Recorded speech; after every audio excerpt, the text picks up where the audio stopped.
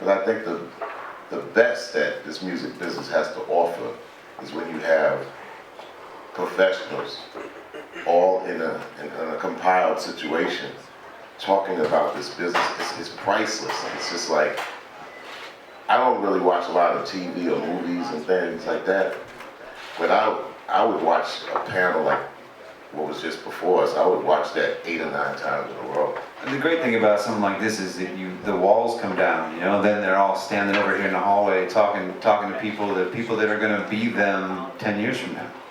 Yeah, I mean, you know, it's very important, and if there's a way that each panel can actually get reprocessed out there hundreds and hundreds of times, and people pay attention to that a little bit more than paying attention to things like Billboard charts and manufactured industry things, which seem to fall apart a little bit more than they used to. Well, I want to talk about, you know, how media has changed and it's come more person to person.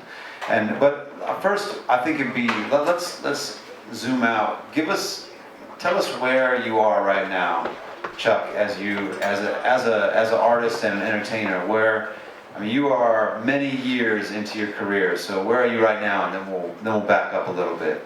Well, physically, I'm sitting on State Street in Santa Barbara, and I just was talking to my mother and father-in-law out there about how wonderful this conference was.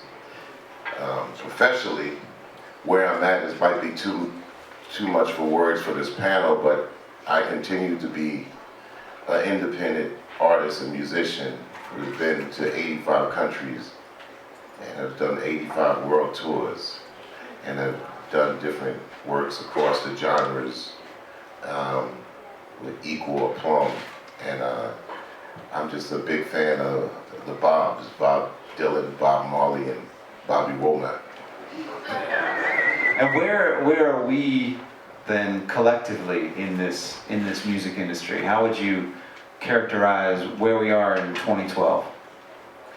I think this is the most beautiful era of music for the artists and also for the participant that has ever been. I was talking the other day to someone. Well, really was I think it was an interview for this conference, and they was asking me, like, you know, what are you listening to these days? Or what are you listening to now? Or what's in your top 10? And I don't have a top 10. You know, the minute they made the MP3 player, which the RIAA fought against vehemently until they made a deal with Apple. The minute they made the MP3 player, it gave you the ability to put more than 1,000 songs in the palm of your hand. So it's no longer like, what are you listening to these days? It could be what you're not listening to. And it's hard to process a top 10 when you got 10,000 songs at the palm of your hand, or on your wristband in a Nano, or, you know, or in your car from Sirius to the Pandoras and all over the place. So, you know, I just want to say that Chuck has an iPod Nano on his wrist. Yeah. I just realized that earlier. I was like, that's a pretty dope watch, but now I'm realizing, no, that's an iPod Nano. Yeah, about $75.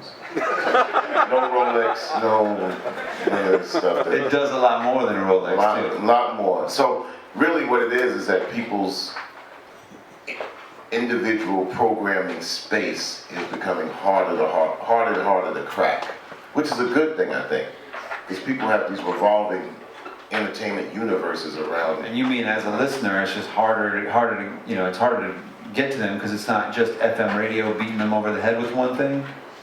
Yeah, I was talking to my mother and father-in-law the other day about the early MP3 players. They were called transistor radios. Millions and millions of songs, and great DJs too on AM. But, you know, technology gives and it taketh away. And so I'm a musicologist at this point in my career, not only being a musicologist, but also being someone who would enjoy being on top of technology instead of being dictated to by technology. And that's two different things.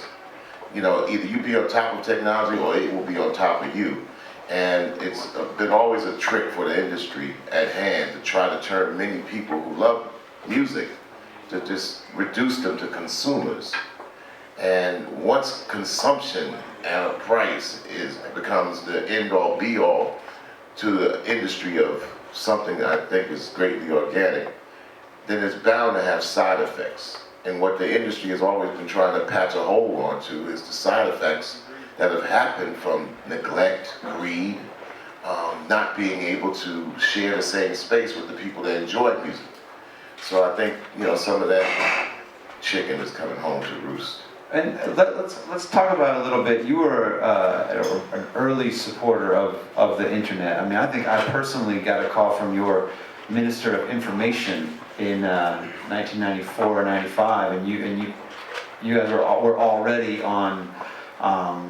Really, the internet was on your radar at that point. And I would also argue that you were maybe too early, right? You were one of the pioneers that got. There's no such thing as too early. Okay, well, we followed the steps of Grand Royale, who you worked with, for years.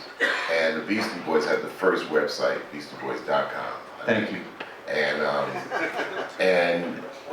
in 1996, I had looked at the same system and said, here I am, part of a trade, and what it mean the trade Def Jam was with Sony, and they were in the red, but I was in the black, right? No pun intended, no big pun intended.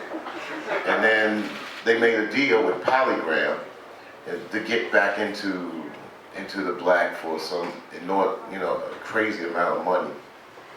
And I was in a building that I wasn't familiar with, saying, well, my job is to make an album, but then I found out I had all these people I didn't know, so I created an album.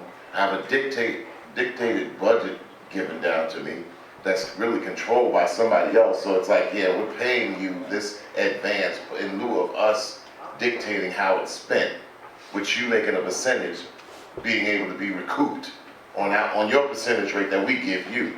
So I'm like, and then so I deliver a record to this corporation, and then I said, well, I got all these barriers at this corporation trying to say, well, you could do this, and here's a video that you did, but it has to be for this amount, and make sure you blur out the logos. Some crap I never got to understand. It's like, what I got to do with the New York Mets logo at MTV? That's you guys' problem. I'm an artist. I know my people like this. I want to put my logo in, and simple as that, take it. Oh, well, no, because MTV won't play our other videos. The hell do I care about the other videos? So I faced these obstacles in the mid-90s with the company that I'm signed to, and I said, there's got to be a better way.